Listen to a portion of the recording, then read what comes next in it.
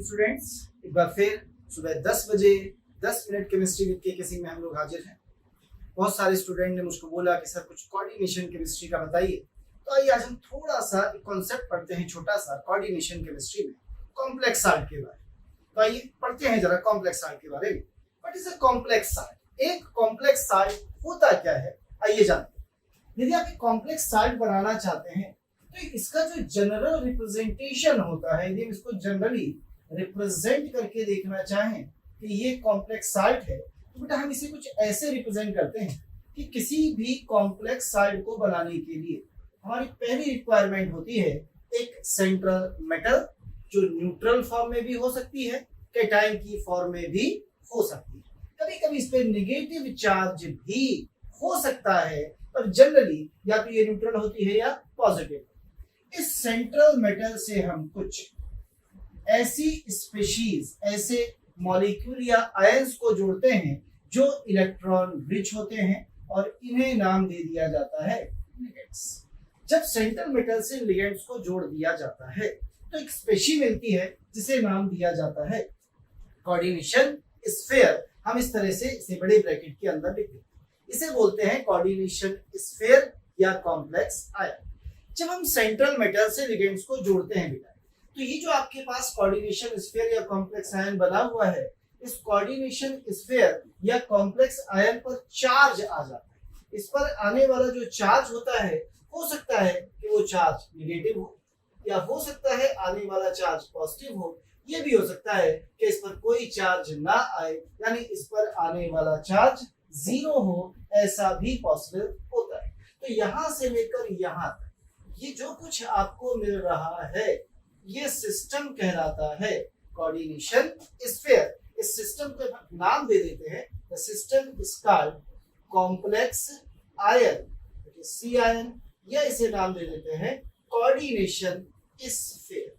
ये बेटा इसका नाम हो जाता है। क्लियर है इतनी बात? इसे हम कहते हैं कोऑर्डिनेशन आयन या कोऑर्डिनेशन स्फीयर। यदि इस कोऑर्डिनेशन आयन या कोऑर्डिनेशन स्फीयर पर नेगेटिव चार्ज आता है, तो इस नेगेटिव चार्ज को न्यूट्रल करने के लिए हमेशा हम इसकी लेफ्ट साइड में यहाँ पर इस्तेमाल करते हैं कोई कैटायन। यदि इस पर आने वाला चार्ज पॉजिटिव होता है तो इसकी राइट हैंड साइड में हमेशा इस्तेमाल करते हैं कोई एनायन, और यदि इस पे कोई चार्ज नहीं होता तो ना कैटायन की जरूरत होती है ना एनायन की जरूरत होती है। हम इतना ही लिख के छोड़ देते हैं कोऑर्डिनेशन स्फीयर के अंदर। आइए थोड़ा सा आगे बढ़ते हैं।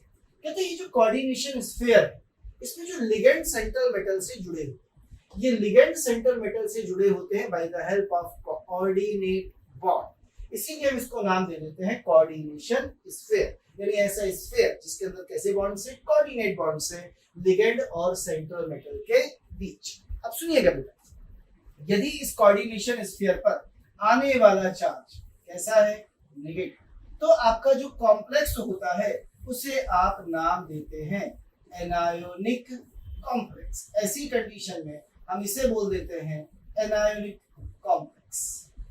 यदि इस पर आने वाला चार्ज पॉजिटिव होता है तब इसे नाम दे देते हैं it is called cationic complex.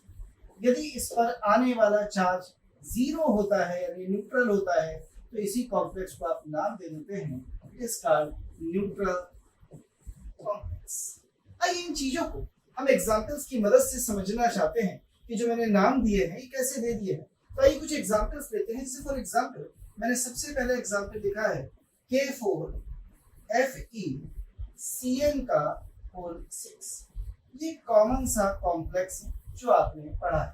आइए मैं इसका नाम देखना चाहता हूँ बेटा कि इसका क्या नाम होगा, क्या इसे बोलेंगे, कैटायनिक होगा, एनायनिक होगा, किस तरह से हम इसे बनाएंगे। आइए जरा इसे सीखते हैं। सबसे पहले जरा इससे मिलाते हैं। ये पोटेशियम को ध्यान से देखिए, तो ये पोटेशियम क्या है?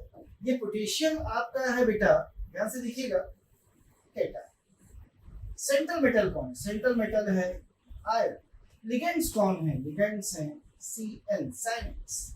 अब बताइए ये जो स्फीयर होगा, इस पर कैटायन जोड़ा है, मतलब कैसा चार्ज आया होगा? माइनस का चार्ज आया होगा, तो इसे हम नाम देंगे एनायोनिक कॉम्प्लेक्स। बिल्कुल इसी तरह से आइए एक और कॉम्प्लेक्स बनाते हैं, जैसे CONH3 का 4 6। ब्रैकेट बंद किया यानी कोऑर्डिनेशन स्फीयर और बाहर लगा दिया गया है Cl। जरा इस कॉम्प्लेक्स में नजर डालिए बेटा, लेकिन इस वाले कॉम्प्लेक्स को देखते हैं, ध्यान से देखिएगा। यहाँ पे कोबाल्ट आपका होगा क्या, सेंट्रल मेटल। लिगेंड कौन होंगे, अमोनिया जी, इलेक्ट्रॉन रिच होता है बेटा। और यहाँ पर आपका जो एनायन है वो कौन है, Cl।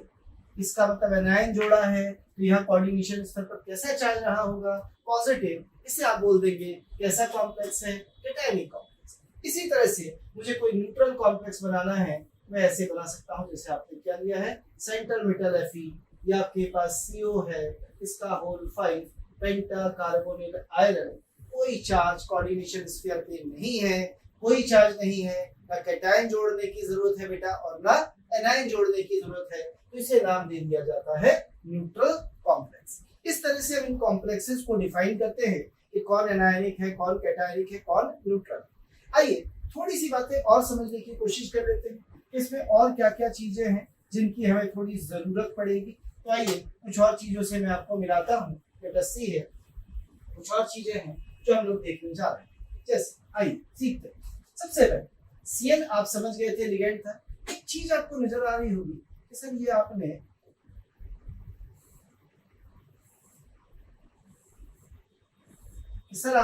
ये एक 6 वैल्यू लिखी है, या जैसे आपने यहाँ पर ये 6 वैल्यू लिखी है, तो ये जो वैल्यू यहाँ पर आपने बेटा लिखी थी, इस वैल्यू को एक नाम दिया जाता है। This value is called coordination number of Cl। ये सेंट्रल मेटल की क्या कहलाती है, कोऑर्डिनेशन नंबर कहलाती है। What is that coordination number, ये कोऑर्डिनेशन नंबर है क्या। यदि मैं इस कोऑर्डिनेशन नंबर को डिफाइन करूं बेटा, तो इसे ऐसे डिफाइन करते हैं कि कोऑर्डिनेशन नंबर कुछ नहीं है, it is simply number of electron pairs. याद रखिए इलेक्ट्रॉन के क्या होने चाहिए, पेयर्स होने चाहिए। एक्सेप्टेड बाय, जो एक्सेप्ट कर रहा है, कौन एक्सेप्ट कर रहा है बेटा, इट इज एक्सेप्टेड बाय, कौन एक्सेप्ट कर रहा है, सेंट्रल मेटल। किससे एक्सेप्ट कर रहा है, फ्रॉम लिगेंड्स। किससे एक्सेप्ट कर रहा है, लिगेंड से। तो जितने lone pair of electron central metal accept करती है, उतने ही बनाती है कोऑर्डिनेट बॉन्ड्स। यानी ऐसे भी कह सकते हैं this number of coordinate bonds made by central metal with ligand. Central metal ने लिगेंड से जितने कोऑर्डिनेट बॉन्ड्स बनाए हैं, बस वही कहलाती है उसकी कोऑर्डिनेशन नंबर। ये जो n थी, इसे क्या बोला जाता है, coordination number of central metal. अब सर ये जो आपने लिगेंड्स बताए, ये लिगेंड्स क्या चीज होती है, आइए हम देखना चाहते हैं ये लिगेंड्स क्या है। थोड़ा सा जरा हम इन लिगेंड से भी एक बार मिलना चाहते हैं। तो आइए जरा बात कर लेते हैं किसकी बेटा, ligands. What is a ligand, एक लिगेंड क्या चीज है। तो हम ऐसे डिफाइन करते हैं कि जो लिगेंड्स हैं ये इलेक्ट्रॉन रिच, यानी पहली शर्त इलेक्ट्रॉन रिच होने चाहिए मॉलिक्यूल्स और आयंस। ये इलेक्ट्रॉन रिच मॉलिक्यूल या आयंस होते हैं जो क्या करते हैं, विच डोनेट्स, यानी डोनेट करते हैं, विच डोनेट्स किसे, देयर, अपनी इलेक्ट्रॉन पेयर्स, अपनी इलेक्ट्रॉन पेयर्स डोनेट करते हैं किसे, to the central metal. Central metal कितने कर सकते हैं, एक कर सकता है, दो कर सकता है, तीन कर सकता है। पढ़ा होगा अपनी कोऑर्डिनेशन में या आगे कभी आप पढ़ेंगे, जो एक करता है मोनोडेंटेट लिगेंड, जो दो करता है बाइडेंटेट, तीन करता है ट्राइडेंटेट, 6 करता है हेक्साडेंटेट, बहुत करता है पॉलीडेंटेट लिगेंड्स कहलाते हैं। तो ये आपके होते हैं लिगेंड्स। यदि मैं इनके एग्जांपल्स की बात करूं लिगेंड्स के, तो कुछ ऐसे होते हैं जैसे अमोनिया जी, ये एक लिगेंड है क्योंकि नाइट्रोजन पे क्या है, लोन पेयर ऑफ इलेक्ट्रॉन, ये इसे डोनेट कर सकता है। जैसे Cl- कैसा है बेटा, नेगेटिव है, इलेक्ट्रॉन रिच है, Cl- OH-, ये सारे के सारे क्या कहलाते हैं, लिगेंड्स कहलाते हैं, क्योंकि ये इलेक्ट्रॉन रिच मॉलिक्यूल्स या आयंस होते हैं जो अपने इलेक्ट्रॉन्स को कोऑर्डिनेट करते हैं, डोनेट करते हैं किसे, टू द सेंट्रल मेटल, ताकि ये कॉम्प्लेक्स को फॉर्म कर सके। तो इन्हें हम बोलते हैं लिगेंड्स। अब ये लिगेंड दो कैटेगरीज में डिवाइड किए जाते हैं। कौन कौन सी दो कैटेगरीज होती हैं, एक जिन्हें आप बोलते हैं स्ट्रॉन्ग लिगेंड्स, दूसरा जिन्हें आप बोलते हैं वीक लिगेंड्स। सबसे पहले एक बात दिमाग में रख लीजिए, कोई लिगेंड स्ट्रॉन्ग बोला जाए या वीक बोला जाए, ये हमेशा याद रखिए, इसे बोला जाता है with respect to 3D transition series. 3D transition series यानी डी ब्लॉक एलिमेंट की जो 3D सीरीज है उनके रेस्पेक्ट में कोई लिगेंड स्ट्रॉन्ग या वीक डिफाइन होता है।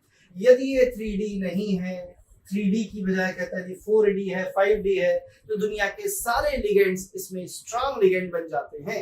लेकिन 3D के रेस्पेक्ट में कुछ स्ट्रॉन्ग होते हैं, कुछ वीक होते हैं। अब हम देखना चाहते हैं सर स्ट्रॉन्ग लिगेंड कौन होते हैं, वीक लिगेंड कौन होते हैं। आइए देखते हैं एक बार स्ट्रॉन्ग और वीक लिगेंड्स। देखिए पहचानना तो बड़ा आसान है। ये कह रहा है कि स्ट्रॉन्ग लिगेंड कैसे पहचानेंगे।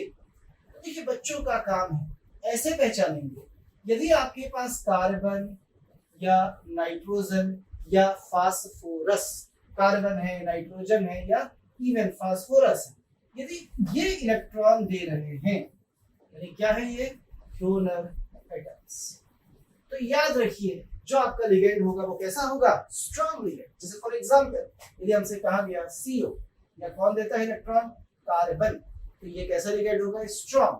उसने बोला CN माइनस, कैसा लिगेंड होगा, स्ट्रॉन्ग। उसने बोला NO2 माइनस, कैसा स्ट्रॉन्ग, कैसा लिगेंड होगा, स्ट्रॉन्ग। उसने बोला फॉस्फीन, कैसा लिगेंड होगा, स्ट्रॉन्ग। तो ये स्ट्रॉन्ग लिगेंड्स होते हैं।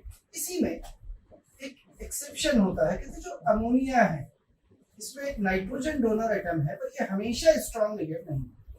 ये स्ट्रॉन्ग लिगेंड होता है ओनली कुछ केस, किनके साथ, देखिए याद रखिएगा, फिर से याद दिलाता हूं, 4D सीरीज या 5D सीरीज, इसमें जो डी ब्लॉक एलिमेंट्स है, ट्रांजिशन मेटल है, उनके साथ सब स्ट्रॉन्ग होते हैं, कोई वीक नहीं होता। लेकिन 3D के साथ बात करना है तो स्ट्रॉन्ग लिगेंड की तरह काम करता है अमोनिया, वीक लिगेंड की तरह भी काम करता है कुछ 3D ट्रांजिशन सीरीज एलिमेंट के साथ। जिनके साथ स्ट्रॉन्ग की तरह काम करता है उनसे मिलते हैं। देखिए स्ट्रॉन्ग की तरह काम करता है किसके साथ, कोबाल्ट के साथ, किसके साथ, कॉपर के साथ, किसके साथ, क्रोमियम के साथ, किसके साथ, मैग्नीज के साथ, किसके साथ, प्लेटिनम के साथ। हालांकि प्लेटिनम आगे का है कि किसके साथ, इन सब के साथ ये स्ट्रॉन्ग लिगेंड का काम करता है। यानी ये सब के सब अमोनिया को पटा के रखते हैं। तो ऐसे कहते हैं अमोनिया को कुछ करके मन से पटाओ। ध्यान से सुनना, अमोनिया को कुछ करके मन से पटाओ। ये पटा देते हैं अमोनिया को और पटा के कैसा काम करवा देते हैं, स्ट्रॉन्ग लिगेंड का काम करवा देते हैं। इसके अलावा दूसरे नंबर पर आ जाते हैं भाई। दूसरे नंबर पर जो लिगेंड हमारे पास आते हैं उन लिगेंड्स को हम क्या बोलते हैं बेटा, they are said to be weak ligands. जरा आई वीक लिगेंड से भी मिल लेते हैं। वीक लिगेंड्स कौन से, वीक लिगेंड वो होते हैं जिनके डोनर एटम्स कौन होते हैं, हैलोजेंस डोनर एटम्स होते हैं। जिनके डोनर एटम कौन होते हैं, ऑक्सीजन डोनर एटम्स होते हैं। जिनके डोनर एटम्स कौन होते हैं, सल्फर डोनर एटम्स होते हैं। यदि ये डोनर एटम्स हैं तो आपके लिगेंड कैसे होंगे, वीक। और किसके रिस्पेक्ट में वीक होंगे, फिर से याद दिला देता हूँ बेटा, किसके रिस्पेक्ट में वीक होंगे ये याद रखिएगा, 3D transition series, 4D 5D के रिस्पेक्ट में सब स्ट्रॉन्ग होते हैं। जैसे एग्जाम्पल मान लीजिए Cl माइनस तो कैसा है, वीक। मान लीजिए आपके पास वाटर है तो कैसा है, वीक। OH माइनस है तो कैसा है, वीक।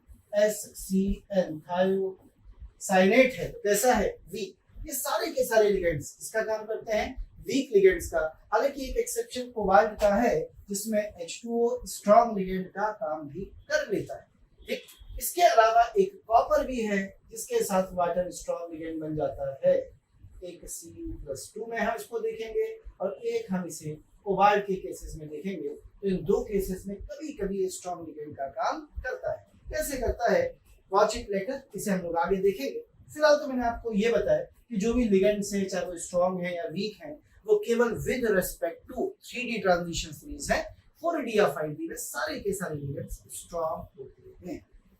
क्लियर, आपको बात समझ में आती है। ये जो स्ट्रॉन्ग और वीक लिगेंड्स मैंने आपको बताए हैं, मैं उनको यूज करना सिखाऊंगा आगे, ये काम आएंगे आपको। आइए अब हम बात करते हैं अपने उस कॉन्सेप्ट, उस ट्रिक की जिसके लिए हम ये लेक्चर ले रहे हैं, और वो था ऑक्सीडेशन स्टेट निकाल of central metal in complex, in complex. इसके लिए हम इस्तेमाल करते हैं एक छोटा सा रूल जिसे कहते हैं BB rule. What is BB rule? ऐसे बोलते हैं ओए सुन, ओएस, ओए सुन।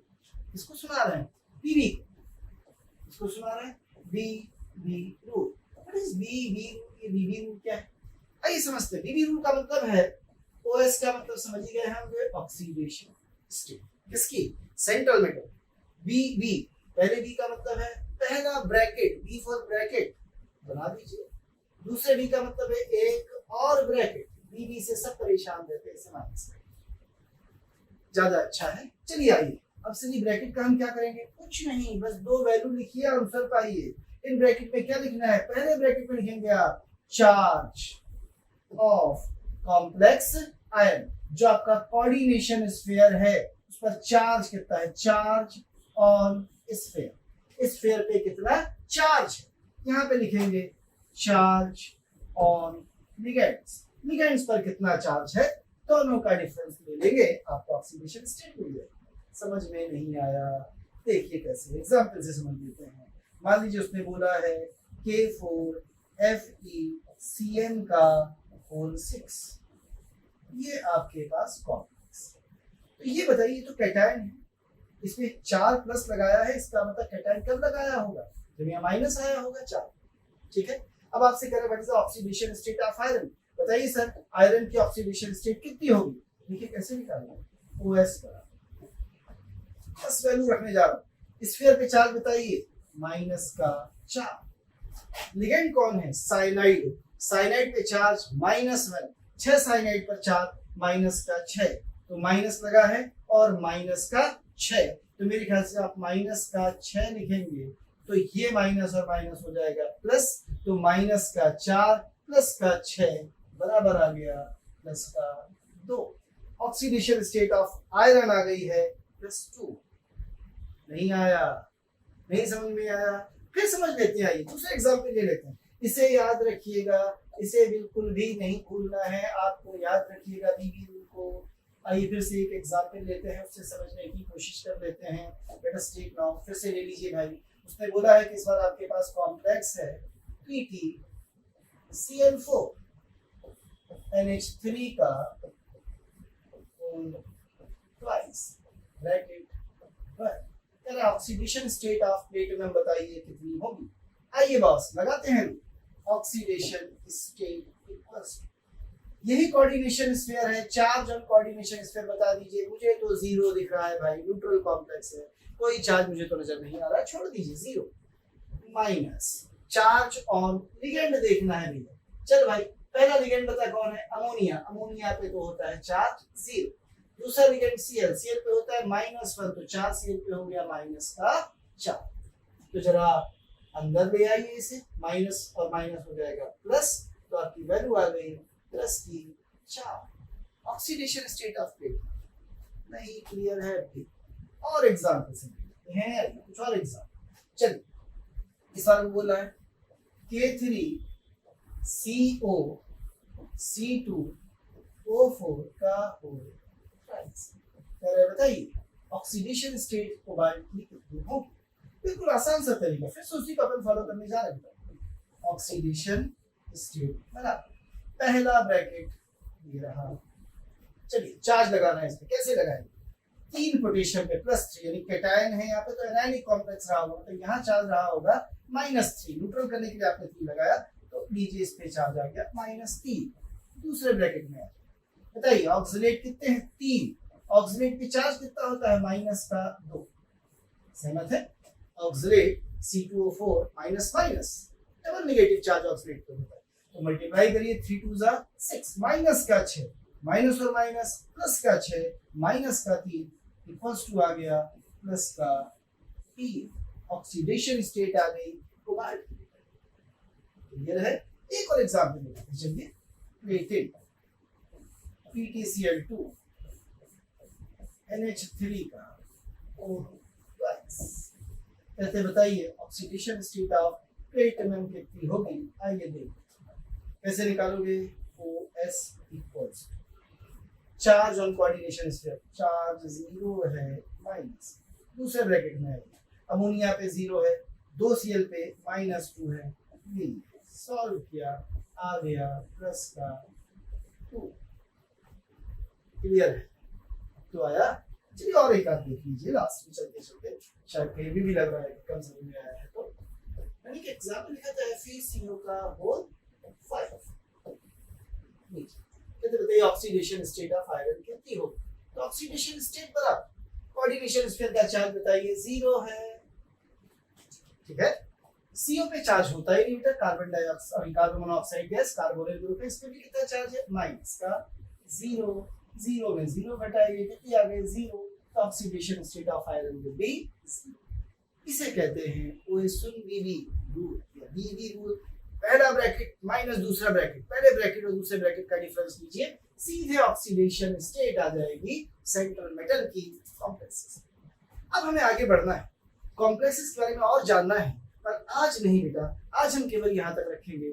अगले लेक्चर में इसको और आगे बढ़ाएंगे। मैं सिखाऊंगा आपको वैलेंस बॉन्ड थ्योरी से हाइब्रिडाइजेशन ऑफ कॉम्प्लेक्स निकालने की ट्रिक। केवल 1 मिनट भी नहीं लगेगा, सेकंड्स में निकाल लेंगे आप किसी भी कॉम्प्लेक्स का हाइब्रिडाइजेशन। अगली क्लास में सीखेंगे इस ट्रिक को कैसे निकालते हैं हाइब्रिडाइजेशन। थैंक यू, धन्यवाद, शुक्रिया।